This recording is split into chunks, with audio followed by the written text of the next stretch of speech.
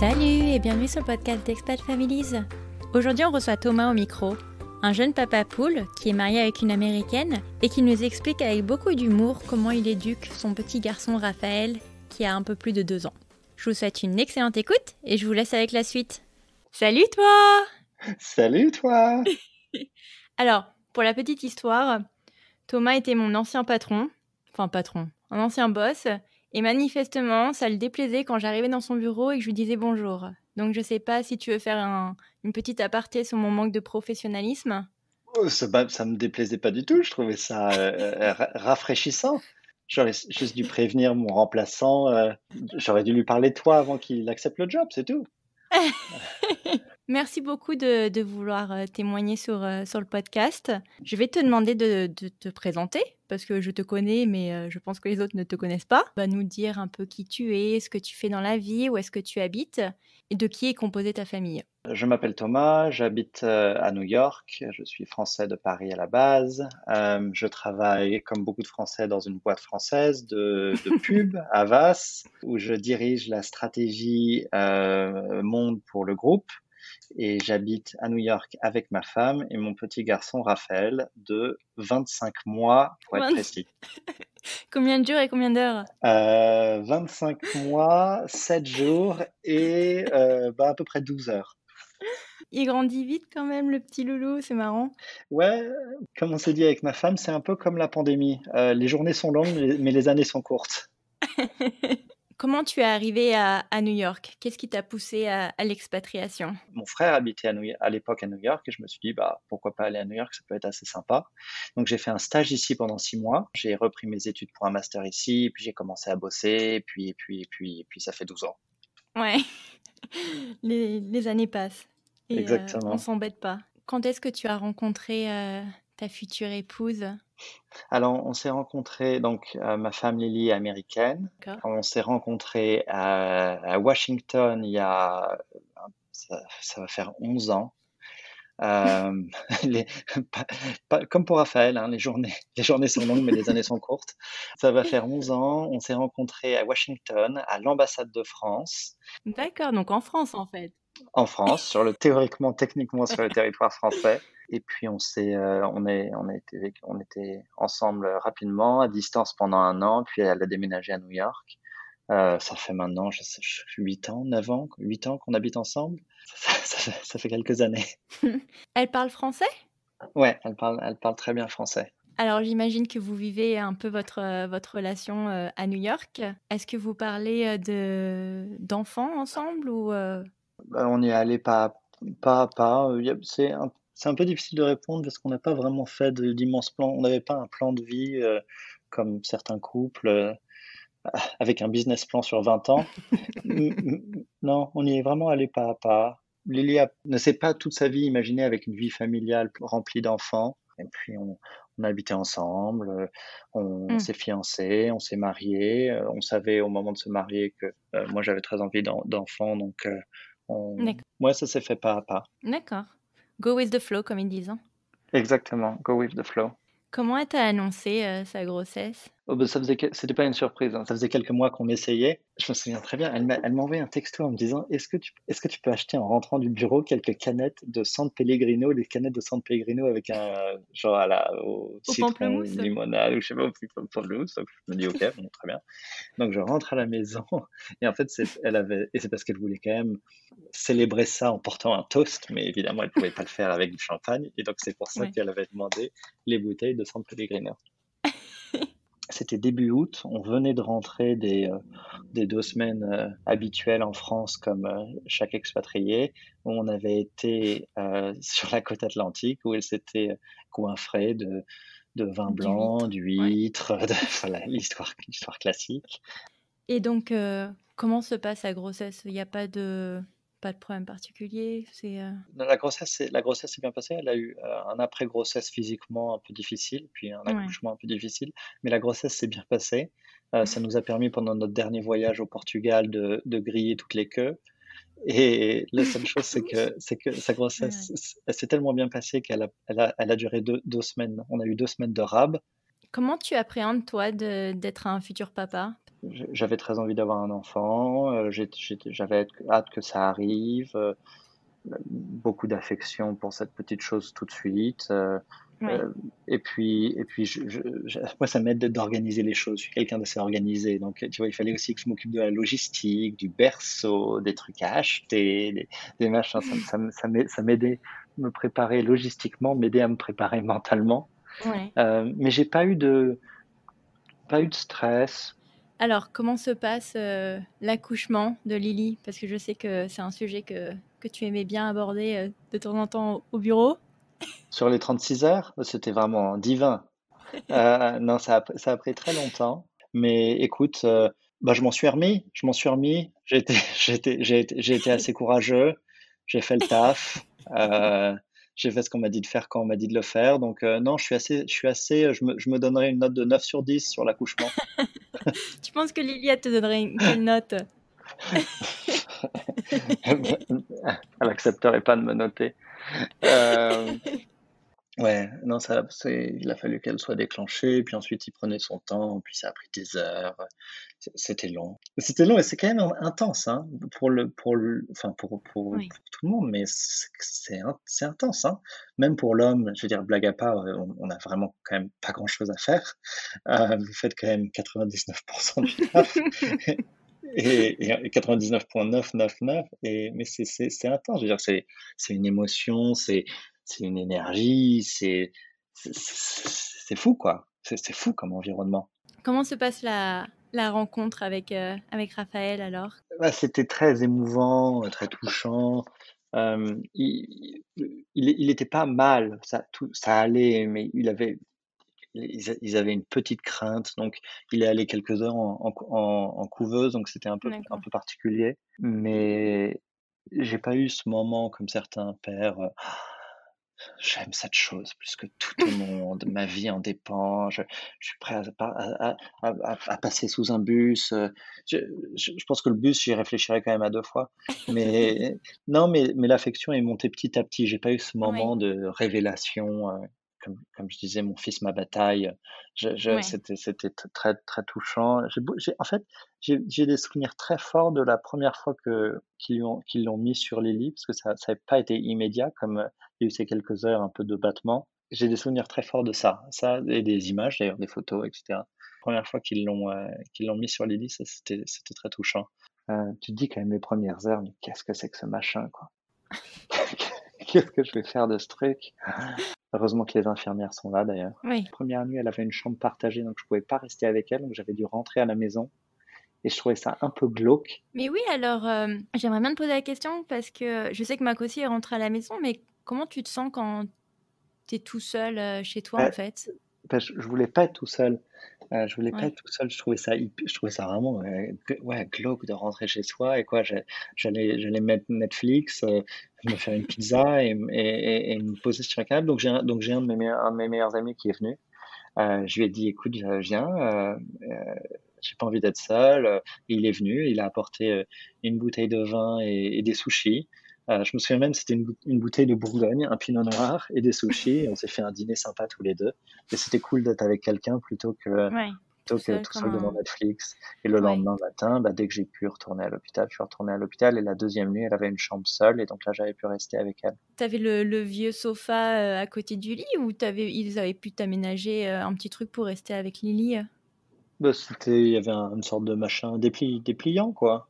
Ouais, ouais, ouais. Je vais pas te dire que je vais pas dire que c'était les meilleures nuits de ma vie, mais rien de très confortable et rien de très terrible non plus D'accord. et rien qui ne vaut de se plaindre à ce sujet. Non, mais je me souviens, il m'avait même apporté des draps, une petite couverture, c'était plutôt C'est sympathique. gentil. Ouais, c'était plutôt gentil. J'avais piqué les chaussons de Lily, j'étais au top. Combien de temps, vous restez à l'hôpital? Mmh. Il est né le jeudi matin tôt. Et on est rentré, le samedi vers Ouais, l'heure du déjeuner ou en début donc d'après-midi. 48 heures, ouais. Ouais, Ouais, un tout petit peu plus. Elle avait deux trois trucs de suivi, d'accord. en plus, mais on est rentré, ouais, le samedi à l'heure du déjeuner. Et comment se passe, le retour à la maison?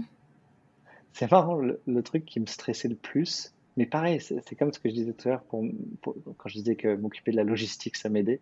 C'était la logistique du retour. Tu vois, je comprends pas, j'avais demandé à un pote, mais je comprends pas, t'appelles un Uber et Un puis tu mets ton Uber? siège et puis mais comment tu fais? Mais je, je, genre la logistique me stressait beaucoup. Il y a quand même ce moment où tu rentres, tu poses le siège bébé avec ce machin à l'intérieur qui est quand même microscopique et tu te Ouais. dis, ok, bon, bah, je fais quoi maintenant?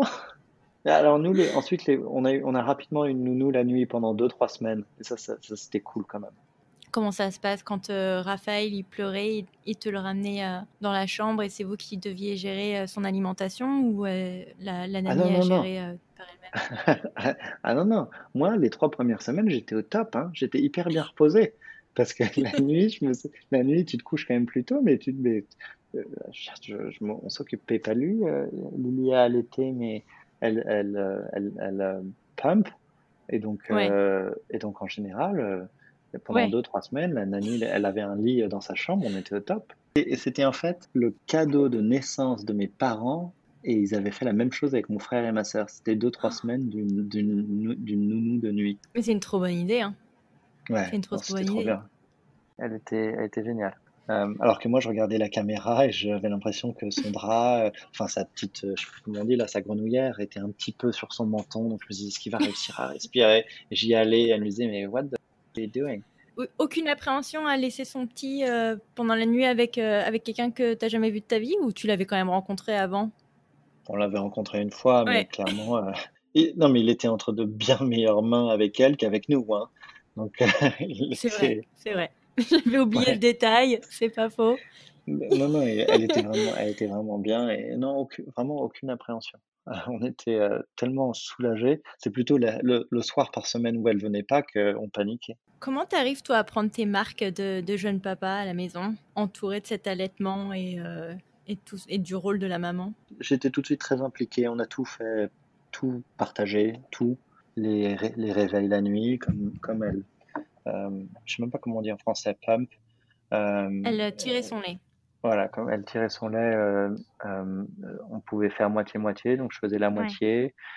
Très souvent, pendant les premiers mois, c'est plutôt moi qui m'occupais de lui le matin tôt.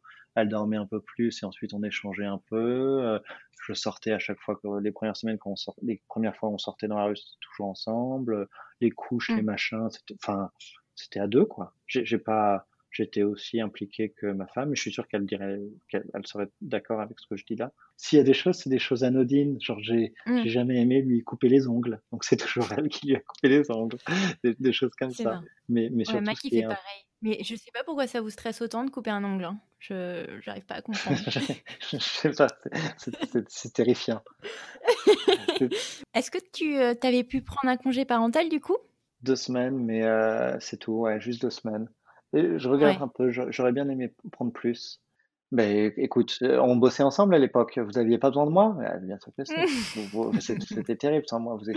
J'étais Vous pas encore là, pleuriez. moi. J'étais pas encore là. Ah, J'arrive ah bah après. ça J'arrive tournait mieux. après. Ça tournait mieux avant ton arrivée. Non, j'aurais aimé prendre plus, ouais. Si on a un jour un deuxième enfant, je suis pas sûr, mais si on a un jour un deuxième enfant, j'hésiterai pas à essayer de prendre 3 mois. Ouais, j'aurais bien aimé avoir ce moment-là. Comment tu appréhendes ton retour au travail du coup après ces 2 semaines? Comment vous vous organisez en interne avec Lily? Lily travaillait pas à l'époque. Elle faisait du freelance à droite à gauche, mais elle était très flexible. Donc ça déjà ça a aidé. En revanche, enfin je suis assez admiratif des parents qui s'occupent de leur enfant toute la journée. Mm. Et on avait tous les deux envie qu'elle ait quand même un peu d'aide et elle Oui. soit pas à 100% pour l'enfant. Donc on a très rapidement une nanny qui nous a aidé à mi-temps, qui venait à mi-temps. Donc ça permettait à Lily de pouvoir respirer un peu. Et moi, au bureau, la seule chose, c'était que j'avais envie de pouvoir rentrer assez tôt le soir pour quand Ouais. même le voir le soir. J'avais pas envie de rentrer, qu'il soit couché. Donc Ça allait être ma question. Est-ce que donc tu avais demandé à ton travail d'aménager potentiellement ton emploi du temps pour peut-être ne plus prendre ta pause déj et partir plus tôt le soir, enfin, comme tu étais quand même le directeur de l'agence, enfin, mais donc ça veut dire que je pouvais quand même faire un peu plus ce que je voulais. En général, je partais un peu plus tôt. J'essayais de partir vers 6h, 6h30. Et puis moi, j'étais assez productif au bureau, sauf quand tu venais dans mon bureau me raconter je sais pas quoi, mais sinon, Et pendant la Coupe du Monde? exactement, et pendant la cuisine. Puis si ça voulait dire que je devais retravailler un peu après, je retravaillais un peu après. Mais c'est Oui, la seule chose, c'est de pouvoir partir un peu, d'être à la maison vers 6h30, 7h pour pouvoir le mettre au lit. Donc pendant oui. très très longtemps, c'est moi qui l'ai mis, c'est quasiment tous les soirs moi qui l'ai mis au lit. Donc vous avez gardé, cette organisation avec la nanny qui vient en renfort, de Lily pendant combien de temps? Donc entre ces 1 mois et 5 mois, à partir de septembre, elle venait à temps plein jusqu'à décembre. Et en janvier, donc quand il avait 8 mois, on l'a mis au daycare. On avait envie qu'il soit très jeune, aussi tôt que possible à la crèche. Donc dès ses 8 mois, 8, 9 mois, il a été à la crèche. D'accord. Est-ce que la crèche avait un programme, français-anglais ou c'était 100 anglais et vous êtes pas posé la question parce qu'il était encore petit? Non, bah, à cet âge-là, toutes les crèches les acceptent pas si jeunes, donc on n'avait pas non plus un choix gigantesque. Honnêtement, c'est la distance. La distance était le critère principal. C'est juste en bas de chez D'accord. nous, ils les prenaient à cet âge-là, l'endroit est bien, et a priori, ils vont pas le tuer, donc très bien. Tu me parlais de le mettre en crèche quand il avait 8 mois et il me semble que c'est également quand tu as décidé de nous quitter et de changer, de travail? J'en pouvais plus de te voir tous les jours. Comment ça s'est passé pour toi dans ta tête, de te dire, quand même ça fait beaucoup de bouleversements en l'espace d'un an? Comment tu as appréhendé ce changement de travail? En fait, le changement de travail, je commençais à réfléchir à potentiellement regarder à un moment autre chose. Et en fait, c'est allé Mmh. beaucoup plus vite parce que mon ancien boss m'a proposé de retourner dans mon ancienne agence. Ah, C'est pour ça que ça s'est passé un peu plus vite et un peu plus tôt que ce que j'avais en tête. Je retournais dans un endroit que je connaissais avec un boss que je connaissais. Il savait que OK. j'avais un enfant. De toute façon, enfin, en tout cas, à New York, dans la pub, dans une agence en plus française, enfin, dont le siège est en France, je sais, enfin, je pense que c'est le jour et la nuit avec ce que nos parents ont connu, et c'est quand même, on a quand même une grande flexibilité. Et je suis dans un rôle global, donc en fait, officiellement, je travaille pas plus avec l'agence de New York qu'avec l'agence du Bangladesh, techniquement. Je suis à New Oui. York parce que j'habite à New York, mais donc de toute façon, même de par mon rythme et de par les gens avec qui je travaille, j'ai pas mal de flexibilité. La situation actuelle où je travaille de chez moi, je change quasiment rien à mon quotidien. Oui. Donc de toute façon, j'arrivais dans un rôle qui était assez preneur et assez intense, mais qui était flexible. Donc ça, j'avais pas de souci. Le seul souci en fait par rapport à la vie de famille, c'est que j'avais un job où je devais voyager beaucoup. Et c'était ça le vrai challenge. C'est toutes les 3 semaines, j'allais une semaine en Europe, plus ou moins. Ouais, toutes les 3 semaines, une semaine en Waouh. Europe. Juste après avoir commencé, j'avais eu 3 voyages, 3 semaines de suite, et des longs voyages, pas pour aller dans le New Jersey, des Mmh. voyages en Europe, une fois à Moscou. Donc ces voyages, c'était un petit peu plus difficile à gérer. Et puis pour Lily aussi. Oui. Mais sa mère est venue, sa mère habite à Washington, mais elle essayait de venir souvent quand je partais pour donner un coup de main, et puis aussi pour simplement tenir compagnie à Lily. Les voyages, la seule chose qui m'attristait un peu parfois de pas être là et qui me donnait un peu mauvaise conscience. Il y avait pas de moyen de négocier pour essayer de parce qu'on se rend compte maintenant, en vue de la crise sanitaire actuelle qu'on est d'accord que les déplacements professionnels, ils sont pas nécessaires. Tu peux très bien les faire, en vidéoconférence. Honnêtement, je suis dans un rôle où je pouvais pas les éviter. J'essayais déjà de les limiter. Mais je le savais en prenant le job. Je le savais en prenant le job. Et Lily aussi, j'imagine? Enfin, elle savait dans quoi vous vous Ouais, tout à aventuriez? fait. Tout à fait. Et puis ensuite, bah, j'essayais si mes meetings démarraient un mardi, je prenais l'avion le lundi soir pour arriver le mardi matin au dernier moment. J'essayais de repartir le soir. J'essayais de faire au plus court. J'appelais, j'essayais d'être là. La mère de Lily venait aider, donner un coup de main, comme j'ai dit. Mais c'était le deal. Mais ça montre qu'il y a pas de recette magique, c'est tu prends ce que tu as à prendre et puis, chacun travaille un peu comme il peut, avec sa famille, quoi. Mais, à partir du moment où tu rentres à la maison et tu lui fais un gros câlin, je pense qu'il oublie, hein. Enfin, Euh, j'espère. Ouais, il est très attaché à moi. C'est a daddy's boy et c'est vraiment et je pense que le fait que je disparaisse de temps en temps a joué aussi. Ouais, Il a un peu, separation anxiety, oui. avec moi et je pense que j'en sais rien, je suis pas pédopsychiatre, j'en sais rien, mais je pense que le fait que je parte de temps en temps en voyage a joué. Ouais. Bah, écoute, on va quand même, on va repartir sur un sujet un petit peu plus rigolo qui est quand même l'éducation, de ton fils, dans un couple multiculturel. Qu'est-ce que vous avez mis en place comme technique pour lui faire, comprendre les 2 langues, par exemple? Bah, le sujet principal, c'est la langue et moi j'ai envie qu'il parle très bien français. Donc nous, on est des nazis sur le français à la maison. En gros, moi je lui parle que français. Lily lui parle principalement français, alors qu'elle est américaine, mais elle a fait l'effort de lui parler principalement en français. D'accord. Les histoires qu'on lui lit, c'est en français, la plupart du temps. Les livres, même s'ils sont en anglais, on fait une traduction simultanée pour lui lire en français. Et il doit prendre des médicaments matin et soir, des sortes d'inhalation parce qu'il a eu beaucoup de bronchiolite. Et donc, on le met devant un écran 2 fois par jour pendant ses inhalations. Et on le met devant des dessins animés français. D'accord. Donc, il s'est bouffé du trop, petit ours brun, oui, oui et autres. Ouais, donc on a vraiment, c'est la langue de la maison, c'est le français. Bah, vraiment, je pense que tu as de la chance d'avoir en renfort une épouse qui parle ta langue parce que, c'est pas évident pour le reste de tes compatriotes. Ouais, non, bien sûr, c'est sûr. Si la situation avait été inversée, je pense que j'aurais eu du mal à lui parler en anglais. Ça ne me serait pas forcément venu naturellement. Donc j'apprécie aussi tout à fait l'effort qu'elle a fait de lui parler en français. Bah, notamment quand tu voyages et qu'elle se retrouve toute seule avec lui, tu peux vite retourner à tes racines, quoi. Ouais. Alors maintenant, le problème, c'est que maintenant, pendant cette crise-là sanitaire, il n'entend plus du tout d'anglais. Donc il parlera, en fait, il va parler français parfaitement, il parlera jamais anglais. On l'a complètement foutu en l'air, ce gamin. Et, et, et maintenant, quand Lily lui lit une histoire en anglais, lui dit: «Non, non, non, français, français». Tu sais, il y a le cliché où, tout le monde te dit que, quand un enfant, entend 2 langues, en général, il a un retard dans son langage. Tu dénotes la même remarque pour Raphaël ou tu trouves qu'il y a aucun retard de Il est pas en avance, mais je pense pas encore qu'il soit en retard. Si dans 6 mois, ça a peu évolué, peut-être, mais aujourd'hui, c'est dur à dire. Je pense pas pour le moment. ouais, De nouveau, il il est est pas en encore un avance. peu Quand je le compare aux enfants dans sa classe, c'est pas le plus en avance, mais c'est pas du tout le dernier. Et OK, puis là, je vois que depuis quelques mois, les mots commencent à s'accélérer. Chaque jour, il y a un nouveau mot.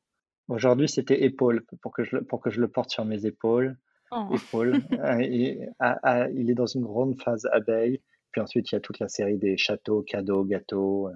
Mais là, ça commence à s'accélérer.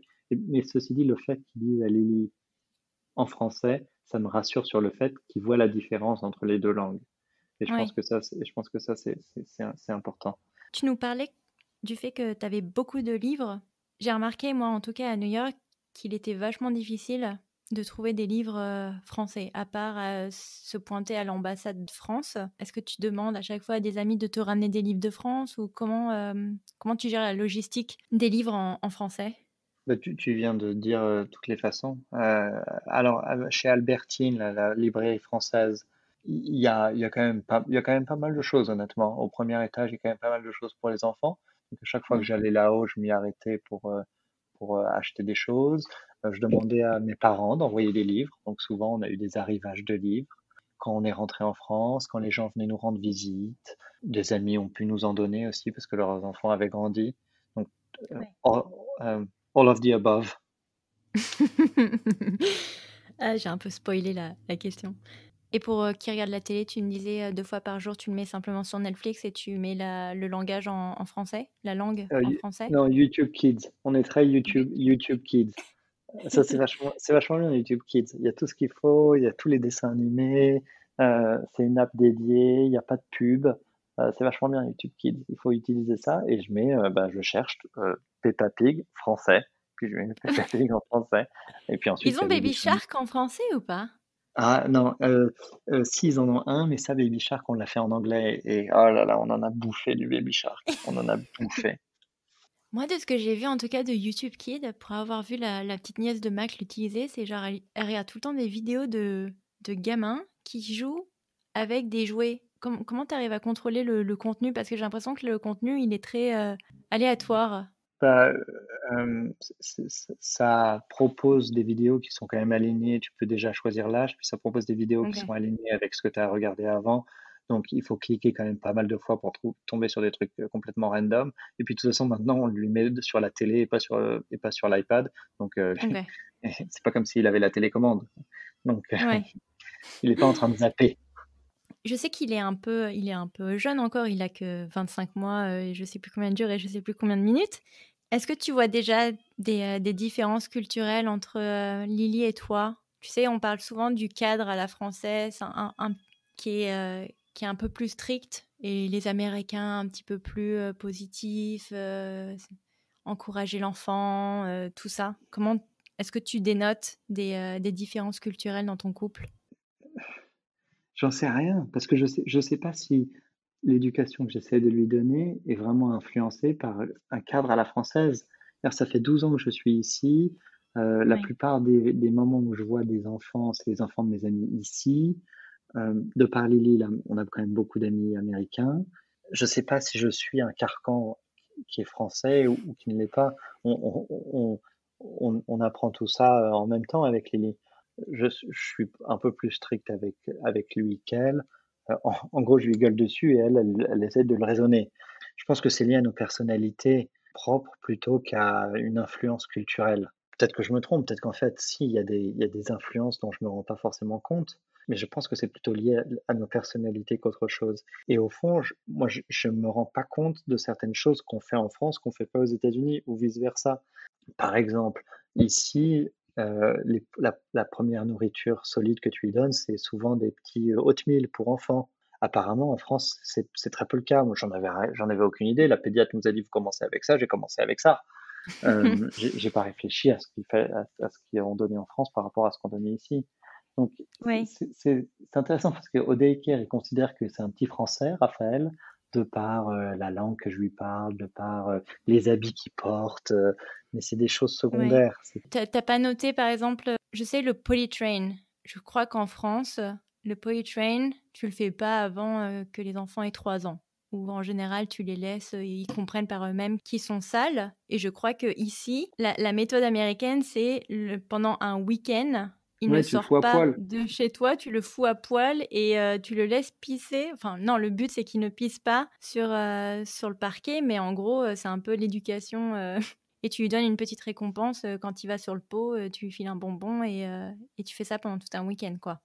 Ouais, ouais, bah, ça c'est ce qu'on fera, mais ils font pas ça en France. Je crois pas, hein, Mais enfin, tu vois, c'est un exemple où je te dis, moi, je sais pas je connais ouais. pas forcément les deux points de vue ou je sais pas lequel est lequel. Nous, là, comme on est coincé enfin, plus ou moins coincé chez nous à cause de ce qui se passe, on s'est dit qu'on allait le faire en ce moment. Moi, j'ai la flemme, donc à chaque fois, je le décale, alors que Lily, elle se dit, allez, maintenant, on y va. Donc, on y va pas à pas, mais il y a un moment où on va le foutre à poil et, et voilà, 3 jours à 3 jours, et puis il va apprendre. Mais pareil, hein, on essaye de lui acheter hein, un poupou, un poupou, un cadeau. Mais pour le moment, il n'a pas très envie du cadeau, apparemment. Je voulais te poser la question, elle peut être peut-être un peu prématurée parce qu'on met les enfants à l'école à 5 ans à New York. Est-ce que tu le vois le mettre dans une école française ou est-ce que tu le vois le mettre dans une école avec un programme lambda américain? Alors, c'est pas une question prématurée, parce que nous, on n'habite pas très loin de The École, qui est l'école française, Ouais. et qui commence très tôt, qui commence, je crois, à partir de 2 ans et demi. Ah d'accord. Si on souhaite. La question va sûrement se poser assez rapidement. Je sais pas, j'en sais rien. C'est une question sur laquelle pour le moment, on a déjà discuté, mais pour le moment, on n'a pas de réponse. Moi, Ouais. je suis pas un immense fan des écoles françaises à New York. Pas sur la qualité de l'école, je suis sûr qu'elles sont très bien, mais sur le côté village français. Mmh. Si on est aux États-Unis, on est aux États-Unis. Je fais très attention à ce qu'ils parlent français, à ce qu'il ait une culture française si possible, à ce qu'ils mangent des choses françaises aussi, des conneries comme du fromage ou des choses comme j'en sais rien. Les habits, plein de choses. J'ai envie qu'il ait plein d'aspects de la France dans sa culture et son éducation. Mais je ne sais pas si j'ai non plus envie de le mettre dans un village français. On est quand même aux Ouais. États-Unis et il est américain. Il est américain avant d'être français. Alors j'ai envie qu'il pense que le football, ça se joue avec les pieds et pas avec les mains. Mais au-delà de ça, c'est un Américain. Son premier passeport, c'était un passeport américain. Ça n'a pas été son passeport français.